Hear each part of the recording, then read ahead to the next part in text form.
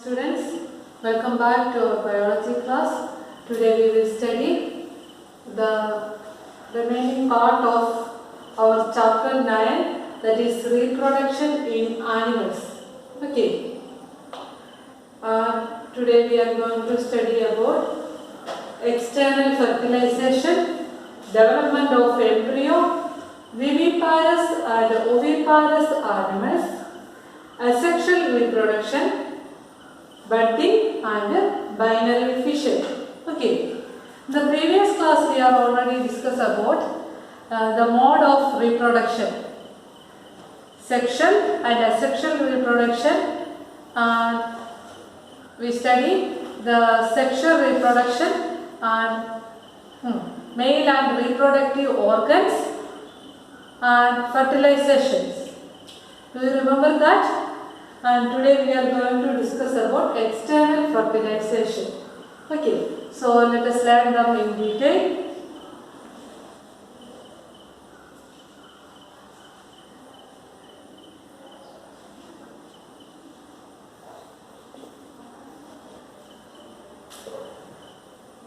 External fertilization. Many animals, fertilization takes place outside the body of the female. In these animals, fertilization takes place in water.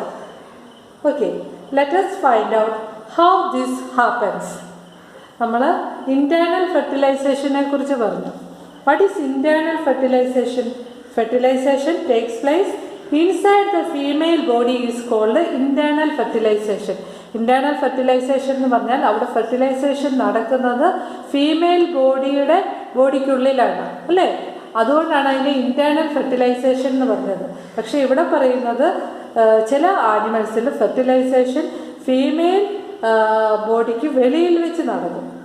So എങ്ങനെയാണ് ഈ fertilisation നടക്കുന്നതെന്ന് നമുക്ക് നോക്കാം. Let us find out how this happens. During spring or rainy season, frogs and toads move to ponds and slow flowing streams. When the male and female come together in water, the female lays hundreds of eggs. Unlike hen's egg, frog's egg is not covered by a shell, and it is comparatively very delicate. A layer of jelly holds the egg together and provides protection to the egg. അതായത് ഈ frog, നിങ്ങൾ ഫ്രോഗിൻ്റെ മുട്ട കണ്ടിട്ടുണ്ടോ? Frog എങ്ങനെയാണ് മുട്ടയിടുന്നത്?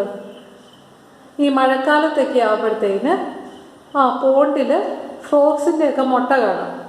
മെയിലും female frogs ഈ പോൺസിലൊക്കെ വരികയും എന്നിട്ട് ഫീമെയിൽ ഫ്രോഗ് ഒരൊറ്റ സമയം തന്നെ ഹൺഡ്രഡ്സ് ഓഫ് എഗ്, 100 കണക്കിന് എഗ്സ് ആയിരിക്കും ഫീമെയിൽ ഫ്രോഗ് ഇടുന്നത്. ഓക്കെ, ഹെൻസിൻ്റെ എഗ്ഗിനെ അപേക്ഷിച്ച് ഫ്രോഗ്സിൻ്റെ എഗ്ഗിനുള്ള പ്രത്യേകത എന്താണെന്ന് പറഞ്ഞാൽ it is not covered by a shell. ഹെന്നിൻ്റെ എഗ്ഗ് എങ്ങനെയായിരിക്കും?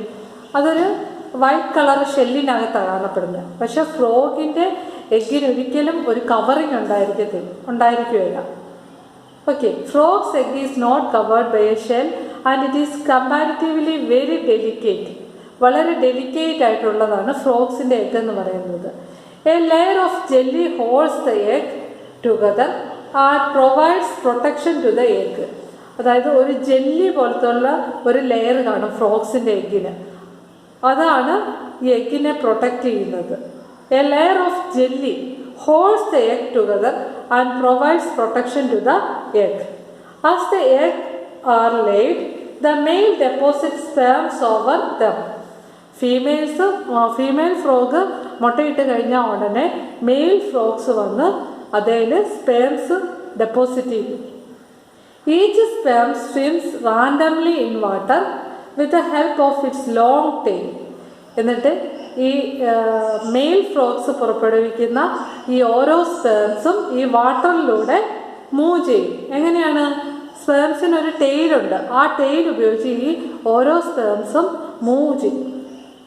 The sperms come in contact with the eggs. This result in fertilization. എന്നിട്ട് ഈ സ്പേംസ് ഈ എഗ്ഗുമായിട്ട് കോണ്ടാക്റ്റ് വരുമ്പോഴത്തേന് അവിടെ ഫെർട്ടിലൈസേഷൻ നടക്കും. This result in fertilization. This type of fertilization in which the fusion of male and female gametes takes place outside the body of the female is called external fertilization. It is very common in aquatic animals such as fish and starfish. Okay, അതായത് ഈ type fertilisation നടക്കുന്നത് ഫീമെയിൽസിൻ്റെ ശരീരത്തിന് വെളിയിലാണ്. Okay, so this type of fertilization is called external fertilization and it is very common in aquatic animals such as fish and starfish. Okay. Next is development of embryo. Fertilization result in the formation of zygote. നമ്മൾ previous ക്ലാസ്സിൽ പഠിച്ചതാണ് fertilisation അല്ലേ? What is fertilisation? It is the fusion of sperm and ovum.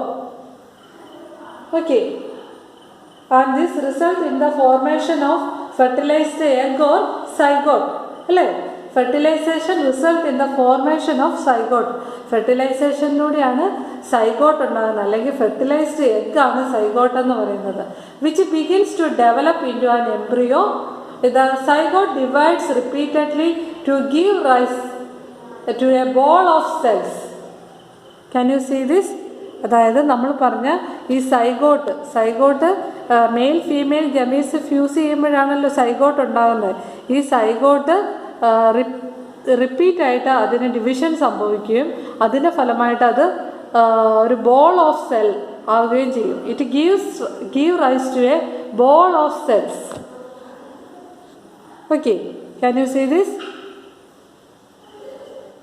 Okay,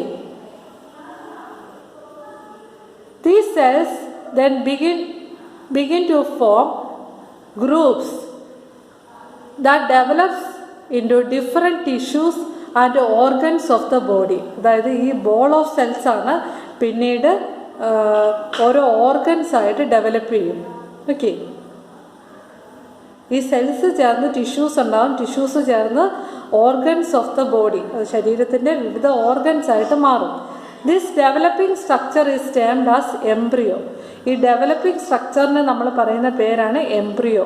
okay, this embryo gets embedded in the wall of the uterus. Can you see this? This is the wall of uterus and there is a developing embryo. There is a developing embryo. Okay, the embryo gets embedded in the walls of the uterus for further development. Okay, the embryo continues to develop in the uterus. It gradually develops body. It gradually develops body parts. Okay,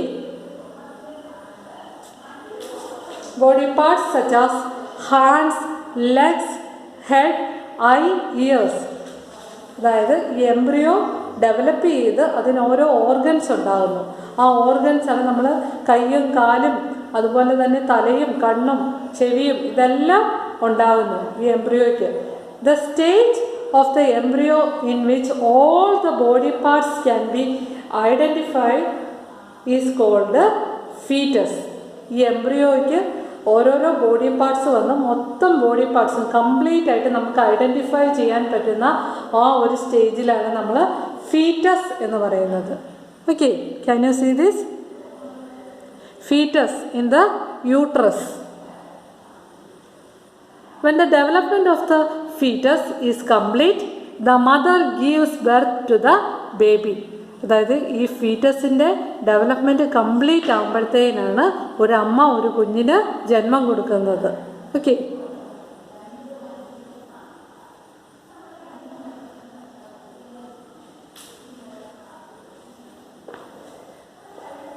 so this is the development of embryo Next is viviparous and oviparous animals. Have you heard about viviparous and oviparous animals? First is viviparous animals. Viviparous animals എന്ന് പറഞ്ഞാൽ എന്താണ്? The animals which give birth to young ones are called viviparous animals. അതായത് കുഞ്ഞുങ്ങളെ പ്രസവിക്കുന്ന ജീവികളെയാണ് നമ്മൾ viviparous എന്ന് പറയുന്നത്. Next is oviparous animals. What is oviparous animals? Those animals which lay eggs are called oviparous animals. മുട്ടയിടുന്ന ആനിമൽസിനാണ് നമ്മൾ ഒവിപാരസ് എന്ന് പറയുന്നത്. കുഞ്ഞുങ്ങളെ പ്രസവിക്കുന്ന ആനിമൽസിനെ നമ്മൾ വിവിപാരസ് ആനിമൽസ് എന്നാണ് പറയുന്നത്. ഓക്കെ. അതുപോലെ തന്നെ young ones and adults. In some animals, the young ones may look very different from the adult. Recall the life cycle of silkworm. നമ്മൾ സിൽക്ക്വർമിൻ്റെ ലൈഫ് സൈക്കിൾ പ്രീവിയസ് ക്ലാസ്സിൽ പഠിച്ചതാണ്. egg, larva, caterpillar, egg, larva or caterpillar. Next is pupa, then adult butterfly. Okay. Observe the ഇതിൽ caterpillar അല്ലെങ്കിൽ pupa ആ സ്റ്റേജിലുള്ള വെച്ച് നമുക്ക് എന്തെങ്കിലും സാമ്യമുണ്ടോ ഈ അഡൽട്ട് ബട്ടർഫ്ലൈ ആയിട്ട്? ഇല്ല. Okay. Next is observe the different stages of frog starting from the egg to the adult stage. We find that there are 3 distinct stages. ഫ്രോഗിൻ്റെ ലൈഫ് സൈക്കിളിൽ 3 സ്റ്റേജസ് ഉണ്ട്. ഏതൊക്കെയാണ്? എഗ്, ടാഡ്പോൾ അല്ലെങ്കിൽ larva, then adult. Okay, can you see this? This is the life cycle of frog. Okay. Can you imagine that these tadpoles would some day become frog? ഈ ടാഡ്പോളിനെ കണ്ടാൽ നമുക്ക് മനസ്സിലാവുമോ അത് കുറച്ച് ദിവസം കഴിയുമ്പോൾ ഒരു ഫ്രോഗായിട്ട് മാറുമെന്ന്? ഇല്ല. The caterpillar or the pupa of silkworm looks very different from adult moth. അതായത് കാറ്റർപില്ലറിൻ്റെ കാര്യം പറഞ്ഞ പോലെ തന്നെയാണ് അഡൽട്ട് മോത്തുമായിട്ട് ഒരു സാമ്യവും ഇല്ല, അല്ലേ? വളരെ ഡിഫറെൻ്റ് ആണ് എന്ന് പറഞ്ഞ പോലെയാണ് ഈ ടാഡ്പോൾസും. Okay.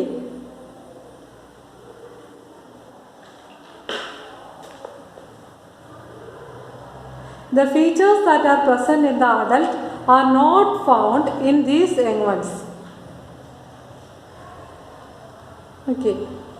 So, the transformation of the larva into an adult through drastic changes is called metamorphosis.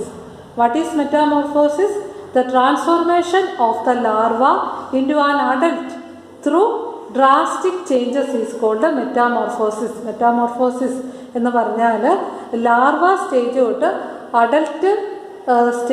Adult വരെ എത്തുമ്പോൾ അത് പല പല ഡ്രാസ്റ്റിക് ചേഞ്ചസിലൂടെയാണ് പോകുന്നത്. ഈ ഒരു ചേഞ്ചസിന് പറയുന്ന പേരാണ് metamorphosis. Okay. Next asexual reproduction ആണ്. അസെക്ഷൽ റീപ്രൊഡക്ഷൻ ഫസ്റ്റ് നമ്മൾ പഠിക്കുന്നത് ഹൈഡ്രയിലാണ്. Okay. Can you see this? Can you see this? There are bulges. These bulges developing new individuals and they are called buds. Okay, can you see this? These buds are developed into new individuals. Reproduction in which a single parent is involved are called asexual reproduction. Asexual reproduction എന്ന് പറഞ്ഞാൽ അവിടെ ഒരു single പേരൻ്റേ കാണത്തുള്ളൂ. Okay. New individuals are developed from the buds in hydra. ഈ ഹൈഡ്രയിൽ കാണപ്പെടുന്ന ഈ ഓരോ ബഡ്സുമാണ് പിന്നീട് പുതിയ ഹൈഡ്ര ആയിട്ട് മാറുന്നത്. Okay. New individuals developed from the buds in hydra. This type of asexual reproduction is called budding. Asexual reproduction. ഹൈഡ്രയിലെ asexual reproduction പറയുന്ന പേരാണ് budding. ഈ ഓരോ ബഡ്സുമാണ് പിന്നീട് പുതിയ ഹൈഡ്ര ആയിട്ട് മാറുന്നത്. ഓക്കെ, അതുപോലെ നെക്സ്റ്റ് വണ്ണാണ് അമീബ. അമീബയിൽ എങ്ങനെയാണ് റീപ്രൊഡക്ഷൻ നടക്കുന്നത്? You will recall that amoeba is a single celled organism. Amoeba ഒരു സിംഗിൾ സെൽഡ് ഓർഗാനിസമാണ്. It begins the process of reproduction by the division of its nucleus into 2 nuclei. Okay, അമീബയിൽ അതിൻ്റെ nucleus 2 nucleus ആയിട്ട് മാറും. അപ്പോഴാണ് ഇതിലെ reproduction തുടങ്ങുന്നത്.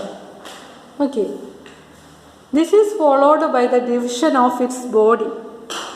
Nucleus 2ആയിട്ട് ഡിവൈഡ് ചെയ്യുന്നു. അതിനുശേഷം ഇതിൻ്റെ ബോഡിയും 2ആയിട്ട് ഡിവൈഡ് ചെയ്യുന്നു. Each part receiving a nucleus. ഇതിൽ ഈ 2ആയിട്ട് ഡിവൈഡ് ചെയ്ത ഓരോ ബോഡി പാർട്സിലും ഓരോ ന്യൂക്ലിയസ് വീതം എത്തുന്നു. Okay, each part receiving a new nucleus. Finally 2 amoebae are produced from 1 parent. ഈ ഒരു പേരൻറ്റിൽ നിന്നാണ് 2 അമീബാസ് ഉണ്ടായത്. Okay, this type of asexual reproduction in which animal reproduces by dividing into 2 individuals is called binary fission. Okay, ഇങ്ങനെ അമീബയിൽ നടക്കുന്ന asexual reproduction ആണ് binary fission.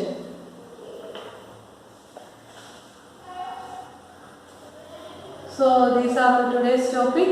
You study well. We will meet in the next class. Thank you.